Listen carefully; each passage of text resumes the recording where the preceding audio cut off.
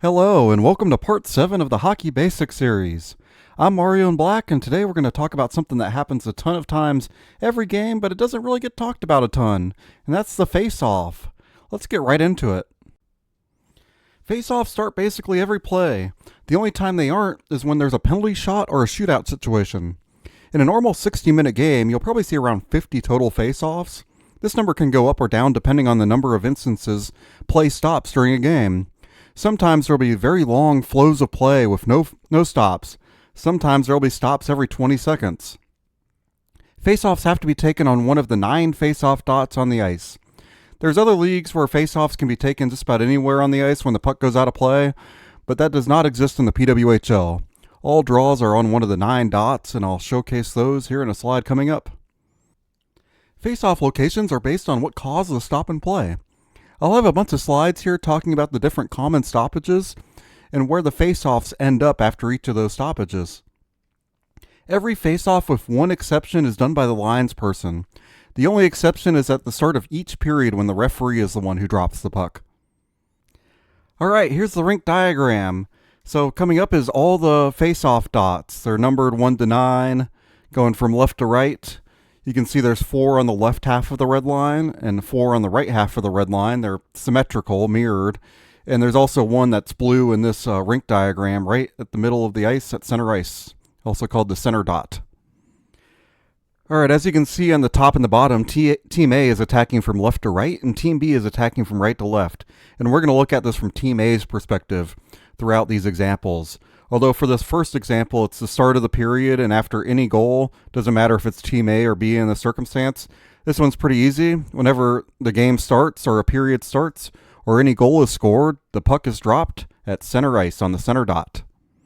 Next up, I'm going to go over some offside scenarios. If the puck is skated in offside, so a player skates in and their teammate is offside, then the puck goes to one of the 2 dots nearest to the attacking zone that I have circled here. The dot is based on where the puck was when it went offside. So whatever dot was the closest when the puck goes offside is where they'll drop the puck. Alright, next up is when the puck is passed and received by an offside player, or it's shot in and an offside player retrieves it. The puck goes to the nearest dot from where the pass occurred. The dot has to be in the same zone from where the pass started, as I'll show on the next slide. So this can be any one of the 7 dots shown here, depending on where the pass originated from. So let's go to that example. So player 1 here passes to player 2 who retrieves it while offside. The dot closest in this diagram is the one that's across the blue line from player 1, right next to them, as you can see. However, since the pass originated from the defensive zone, which is where player 1 is, then the face-off comes back into the defensive zone as well. So you see the dot circled as the one closest to the player in the same zone the player is currently in when they made the pass that led to the offside. If they were to cross the blue line first and the same scenario happened but they crossed the blue line, then the face-off would move to that dot right directly to player 1's right. Alright, next up is icing. Icing is much less complicated. Any instance of icing has the face-off come back to the defensive zone, and the opposing team gets to choose which of the 2 face-off dots they want to have the face-off at. So next up is something pretty common in a game. When the goalie stops the puck, it's also called when a goalie freezes the puck, so when they stop it and hold on to it. The face-off goes to the circle closest to where the play was stopped. So whichever dot was closest to the goalie when the whistle was blown, that's where the next face-off occurs. Alright, next one is if the puck goes out of play. Then it's based on where the puck went out of play at. If Team A shoots the puck in the attacking zone and it goes out of play, it doesn't matter if it was deflected off anyone. The face-off stays in the attacking zone and the dot closest to where the shot originated from. If it goes out of play elsewhere, it goes to the nearest dot in the same zone as to where it went out. Out of play in this instance is considered going over the glass, into the bench, or ends up in some sort of unplayable state. If the puck hits the netting above the end glass, it's considered out of play even if it rebounds back into play. All of this also applies if the play has been blown down because the puck got caught up in somebody's equipment, as an example, or say there's a scrum on the boards and the puck doesn't move at all and the referee decides to blow the play down because the puck hasn't moved for several seconds. Now, a delay of game penalty doesn't apply here and will fall under the next slide regarding penalties. All right, for penalties, if Team A in this instance takes a penalty, the faceoff comes back to their defensive zone. The non-offending team, so Team B in this case, gets to choose which faceoff circle they want to start. This is very similar to how icing works. In fact, it's the exact same. If faceoff comes back into Team B's attacking zone, and they get to choose where they want to start. So the last common stoppage I'm going to talk about is hand passes and high sticks. So if Team A commits a hand pass or a high stick in this instance, the puck can end up anywhere except for the offensive zone. Both actions require an initial act, which in these cases are batting the puck down with a hand or a high stick, and then the puck being touched by an ineligible player next as the second action. It's determined where the puck was during each of those actions, and the faceoff is put in the nearest dot to whatever is less advantageous to the offending team. So say a player knocks down the puck with a high stick in the defending zone, and the puck goes into the neutral zone where it's touched by an ineligible player or teammate in this case. Then the faceoff comes to the defending zone because that is less advantageous than having the puck being faced off in the neutral zone where the puck was picked up. It's all same kind of works in reverse. So say the high stick is committed in the neutral zone and the puck goes back into the defensive zone and then touched up. Then the play next faceoff is in the defensive zone because that is the less advantageous zone. One thing to note for hand passes is that hand passes that both start and end in the defending zone are legal. They're not blown down. If a hand pass starts in the defensive zone and ends up in the neutral zone, though, then the play is stopped and the faceoff is in the defensive zone, same as the example I just gave. The starting action was in the defensive zone and the ending action was in the neutral zone. So you go to the defensive zone because that's the less advantageous position for the team that committed the offense. Here's a few bullets on some good things to know regarding faceoffs. Only one player on each team is allowed inside the 15-foot faceoff circle until the puck drops. The circles only exist in the in the center ice, the center dot, and the offensive and defensive zone dots. There is no circle for the dots that are right next to the blue lines. The players that are inside the circle, the one from each team, are the centers, the ones taking the faceoffs themselves. In practice, this rule is not all that enforced. When I was pulling images and clips for this presentation, there are quite a few faceoffs where the players snuck into the circles before the puck drop. Generally, as long as one team doesn't get a big advantage or an official just doesn't catch it, it's not going to cause a big stir. You'll see in a lot of these, the neutral zone is a lot less enforced than the offensive and defensive zone draws. When there's a draw on one of those two zones, there's always a possibility that if the team attacking wins it, they can get a quick play to set up a goal. It doesn't take all that long for a face-off win to turn into a goal in the offensive zone. But at the center ice area and the neutral zone as a whole, it's far less likely you'll see that happen. So they let players kind of get away with a few little things there. All players must be on their side of the face-off dot. So, for example, when the face-off is at center ice, all players on one team are on the left side of the red line, and all players from the other team are on the right side of the red line. The same goes for any dots, even those without lines or circles. One team lines up on their goalie side, and the other team lines up on their own goalie side. The team in the attacking half will position their players first, and it will be quickly responded by the defending team positioning their players. For center dot faceoffs, it's the home team that positions their players first. This leads into the next couple bullets as well, where the player in their defending half puts their stick on the ice first when the face-off procedure starts. Then the attacking player puts their stick down and the puck is dropped. At the center dot, the visiting player is the one who puts their stick down first. I will say it's generally considered advantageous to have your stick down last in order to win a face-off, but good face-off takers can succeed in any scenario. It doesn't matter if their stick is down first or last. If there's a scrum on the ice, as an example, and one team is set to have a face-off in their attacking zone, if their players that are not involved in what caused the scrum come in, generally from the point area, which is near the blue line, and they engage in the scrum, then the face-off will come out to the neutral zone. It's incentive to not have additional players kind of come in on a scrum when it's already happened. So, those players are already several feet outside of kind of where this is all happening. And the referees are like, hey, don't get involved or else you kind of lose the territorial edge you would have had on the next face-off.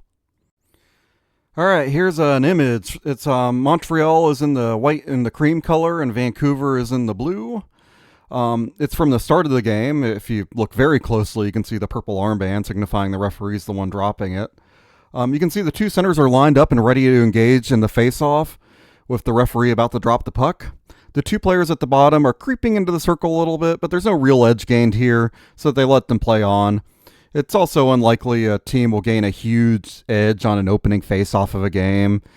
While face-offs can be impactful, officials are generally, only going to be strict when something warrants it. And as I mentioned earlier, this is in the neutral zone. Probably not going to score a goal 2 seconds after this face-off. Unlike, something in the attacking zone where you could win a face-off and score pretty much immediately. Next up are face-off violations. These will come up time to time during games. This is when officials start enforcing things. For the center, the violations are when they're not ready in time, they don't place their stick down at the proper time, they encroach into the face-off dot, or they contact the opposing player. And this is all prior to the puck drop. For non-centers, it's entering the 15-foot circle or encroaching into the other team's hash marks prior to the puck drop. In the offensive and defensive zone, there's hash marks at the top and bottom of each circle. Players must stay on their side of these hash marks. When a face-off violation happens, no matter who caused it, whether it's the center or one of the people outside of the circle, then the center is ejected from the face-off circle and a new player replaces them. When an icing occurred that led to that face-off, an official will give the signal for a violation, but they will not remove the center in those cases. So icing is the lone exception here. Face-off violations become more prevalent in the offensive and defensive zones, as I've been mentioning earlier, since teams have face-off plays set up, and they try to score a goal quickly off the face-off. Sometimes off a face-off is the most advantageous time for a team to get a good scoring chance.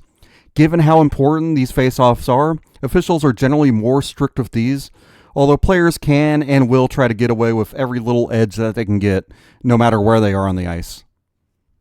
I got a pretty good clip here. This happens right after an icing, but it's a good example of a face-off violation, and it kind of shows before the violation happens of linesperson kind of correcting two players at the same time, before the face-off even starts.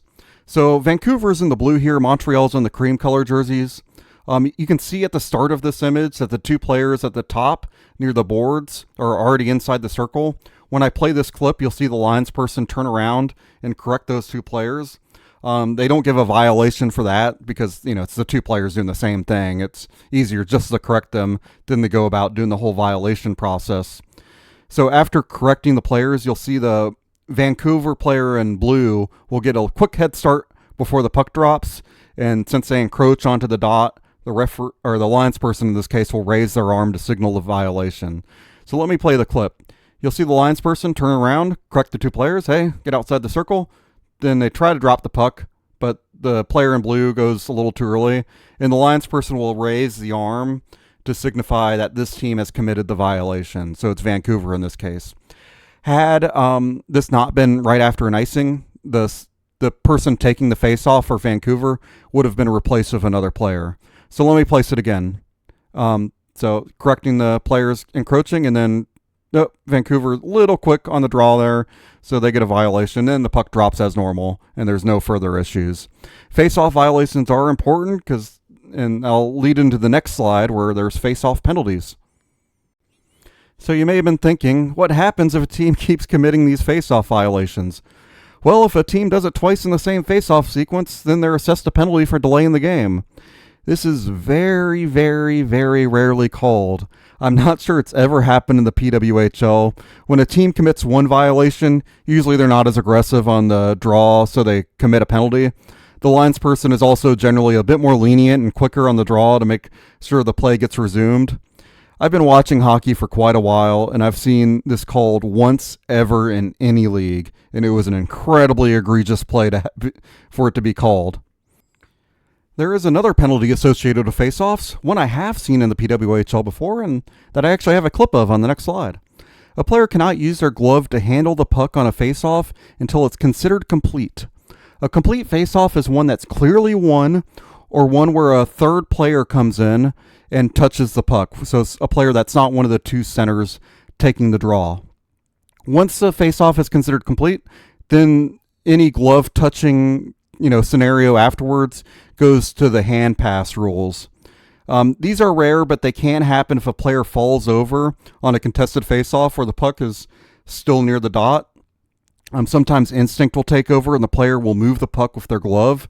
In that case, it's a penalty instead of a hand pass.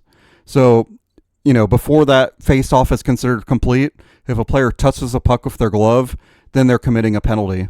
The penalty in this case falls under illegal handling of the puck. All right, here's the example. It's not the best look. I don't have the replay. I only have the live action feed. It'll happen to a Boston player in white. They'll kind of be on all fours when the face-off happens. And at some point, they'll have, by the linesperson's definition, push the puck. The linesperson you'll see is right on top of it. So I'm assuming they got the call right here. But I'll play it for you real quick. If you blink, you miss it. It'll come up right after they cut away from the player they're showing right now. So right now they cut and player's on the ice, and at some point the puck probably got pushed and the referee is blowing their whistle and stopping play and all that. See if I can't pause it in the middle. Let's try that. So I paused it right here. You can see the Boston player in white is right in the middle, and it's incredibly hard to see. I don't think you can see it from this angle, but at some point the glove must have gotten the puck. You can see the linesperson's right to the right of the little scrum that's developed here, and at some point that Boston player must have got their glove on it before the any of the other players that came in ended up getting a stick on it. So they called this a penalty for illegal handling of the puck. Play it for you one more time. At some point, puck got pushed in there, and this was called a penalty on Boston. Wanted to mix it up a little this week and give you some player stats. I did not think this was quite right to do with the penalties. You can look up who got the most penalties on your own, but that'd just be me calling some players out for their undisciplined actions. But generally, a player will be considered to be good at face-offs when they have a percentage or a win rate of 55% or above. In the league's first season, Abby Rock, who played for New York at that time, had a 60.5 win rate, which is the best for anybody that took a significant number of face-offs. I'm naturally not counting people that took 2 face-offs and won both. Marie-Philippe Poulin of Montreal won the most face-offs and took the most. She also had a very good 57.9% win rate on those face-offs that she took. It's actually the same 2 players for the league's second season. Rock had an even better win percentage at 62.4%, with even more face-offs taken. And Poulin, who's might be the best face-off taker in the world right now, she had the most wins, the most attempts, was over 60%. She's been amazing every single year. The most recent season, Alina Mueller of the Boston Fleet had the highest percentage at 63.3%. Don't worry, Poulin wasn't that far behind. She was over 60% as well. Just not quite up to what Mueller had. And Poulin did miss a lot of time this past season, so it kind of screwed up some of the numbers and the totals that she had. But Alex Carpenter, with Poulin's injury, got to take the most face-offs. He had 440 wins and 745 attempts for a very, very solid 59.1% win rate. That'll be it for this video. Thank you very much for watching. I actually got to learn a lot this week. Face-offs are a bit of a blind spot for me. I know a little bit, but I don't know a ton. And kind of going through the rule book and seeing the specific rules on it enlightened me on, something. And as I mentioned, this happens around 50 times on average every game. I don't know the exact average. I didn't pull all of that, but I was clicking through games and it'd usually be around 45 to 55 per, about the 10 game sample size I picked from. So hopefully you got to learn something out of it. Yeah, face-offs are kind of weird in how they're enforced. I think it's one of those things we just all kind of accept that players are trying to skirt the line on. And, usually if it's an egregiously bad thing, then the officials will get on it, but it's also not, people are not showing up to the games to watch a face-off. They want to see players shoot, score, defend, save pucks, and all that. I don't think anybody's jumping up and down for the puck to drop and yelling at the lines person how great of a job they did dropping the puck. But as I mentioned, thank you very much for watching. If you have any feedback, leave them in the comments below. Got a couple ideas for some videos to come. I'll have one out next week. Don't worry about that. Sifting through a couple of different ideas, but I'll certainly have some more content on this channel. And I hope everybody has a great day.